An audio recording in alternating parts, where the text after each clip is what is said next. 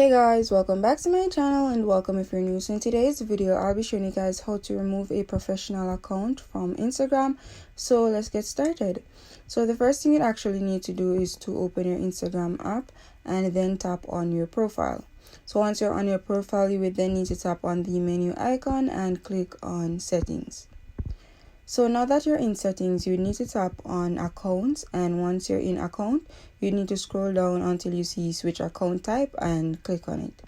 So once you tap on switch account type, you'd be met with three options here: to switch to a personal account, switch to a business account, or to cancel. So once you tap on switch to personal account, your account will be changed from a professional account to a personal account.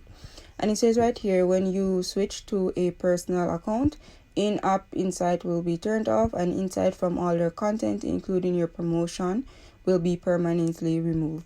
And you need to tap on switch to personal account to change from a professional or to remove the professional account. And that's pretty much how you go about removing professional account on Instagram. So if you guys found this video useful, or if you enjoyed this video, please like, share, comment, and subscribe.